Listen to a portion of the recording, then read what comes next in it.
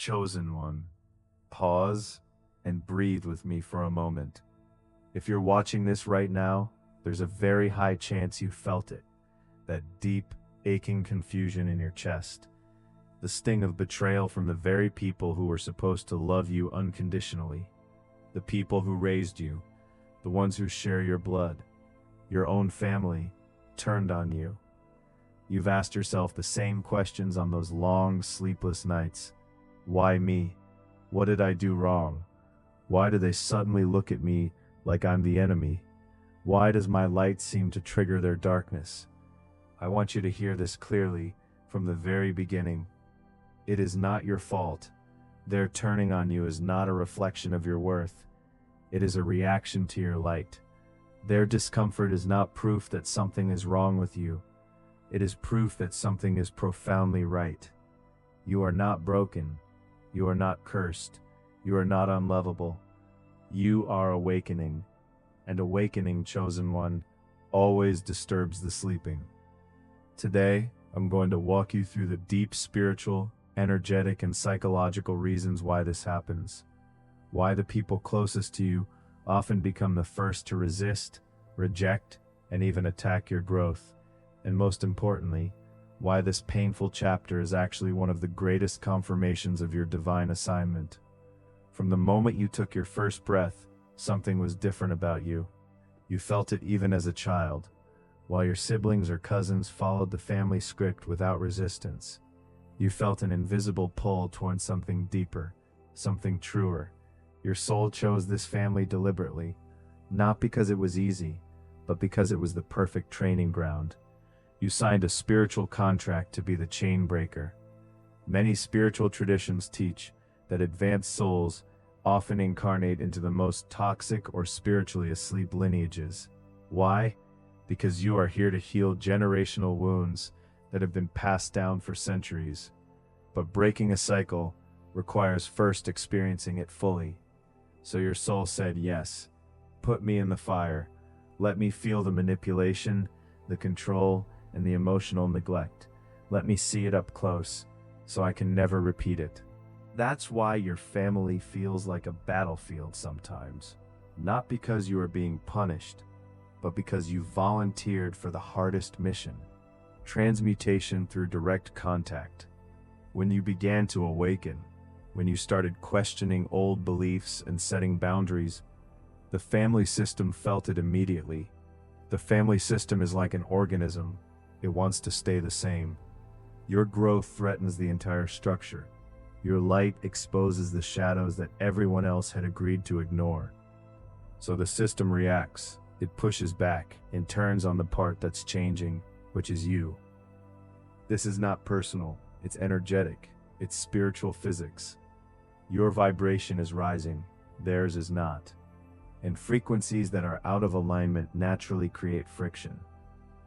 Think of it like this. You are becoming a high voltage wire. The old wiring in the house wasn't built for that much current. So it sparks. It shorts out. It tries to shut you down to protect itself. But you, chosen one, were never meant to stay at the old voltage. This is the most fundamental truth. When you begin to heal, you unconsciously hold up a mirror. They see in you what they have not yet faced in themselves. Unhealed trauma, suppressed emotions, and addictions to control. Most people are not ready to look in that mirror. Instead of thanking you for showing them a higher way, they attack the mirror. They attack you.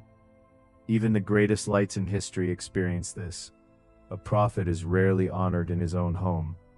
Your family turning on you is not new. It is ancient. It is biblical. It is part of the path of every soul who carries a mission. In every family system, people are assigned roles: the peacemaker, the scapegoat, the caretaker. But as you awaken, you drop the script. You stop performing. You stop enabling. Suddenly, the whole play falls apart. The other actors don't know their lines anymore. They panic. They get angry. They try to force you back into the old character.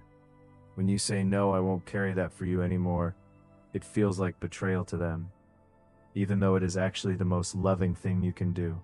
This is painful for them. And pain often comes out as criticism, sabotage, or coldness. Most people are terrified of the unknown. Your family may have built their entire identity around the way things are. When you start changing your beliefs, your habits, and your career direction, it forces them to confront the possibility that their own lives could be different too. But change requires responsibility. It requires courage. Many would rather stay comfortable in dysfunction than face that discomfort. So they project their fear onto you. They try to pull you back into the familiar cage, because watching you fly free makes the bars of their own cage feel tighter. Chosen ones are often the cycle breakers. You didn't just come here for yourself. You came to heal the wounds of your mother, your father, your grandparents, and everyone before them. But healing doesn't always look pretty. Sometimes it looks like distance. Sometimes it looks like saying, "I love you, but I won't participate in this anymore." Your family may interpret your boundaries as abandonment. They may call you selfish or heartless. They don't understand that by refusing to repeat the trauma, you are actually doing the most selfless thing possible. You are rewriting the story of the entire bloodline. This is the hardest but most beautiful reason. Sometimes the universe has to separate you from your family so you can fully step into your calling. If you stayed too comfortable in their approval, you might never have left the nest. You might never have discovered your true power. The rejection is painful, but it is also protection. It pushes you toward your real tribe, the mentors, friends, and community that vibrate at your new level. Every great leader or visionary in history faced this same pattern: misunderstanding and rejection from their own people first. Now that you understand why this is happening, let's talk about what you are supposed to do with it. First, allow yourself to grieve. It is okay to feel the pain. Grief is not weakness. It is the soul processing the death of an old illusion. Second, release the guilt. You are not responsible for their emotions. Love does not mean self-abandonment. Third, focus on your own alignment. Strengthen your spiritual practice. Surround yourself with people who understand the journey. Fourth, practice compassionate detachment. You can love them from a distance. Forgiveness is not saying what you did was okay. It is saying, "I will no longer let what you did control my energy." Forgiveness is your secret key to energetic freedom. Chosen one, I want you to reframe this entire experience. Every tear you cried, every night you felt alone, all of it was preparation. It built your resilience. It sharpened your discernment. Your story of rising above family rejection will become medicine for someone else one day. You are not just healing yourself. You are becoming a beacon for every other chosen one who feels isolated right now. The pain has an expiration date. The purpose does not. One day you will look back and realize that their turning on you was one of the greatest gifts of your life. It forced you to find the divine within yourself. So if your family has turned on you, hear this. You are not alone.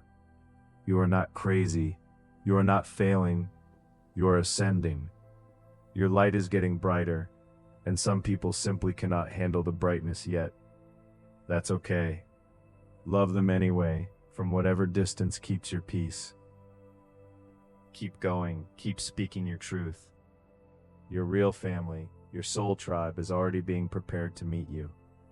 You are chosen for this because you are strong enough to walk through the fire and come out carrying even more light. You are no longer just a survivor of an old bloodline. You are the founder of a new, healed lineage. The rejection was never the end of your story. It was the beginning of your power. You've got this. The universe has your back. Keep shining, especially when it feels lonely. Before you go, if this message reached your soul today, I want you to do something powerful. In the comments below, type the words, "I am the chain breaker." By typing those words, You are signaling to the universe and your own subconscious that you are no longer a victim of your past, but a master of your future. You are anchoring your frequency in the light. And if you know another chosen one who is currently walking through the fire of family rejection, please send this message to them. You might be the answer to the prayer they sent up last night. We are a global family of light, and we are rising together.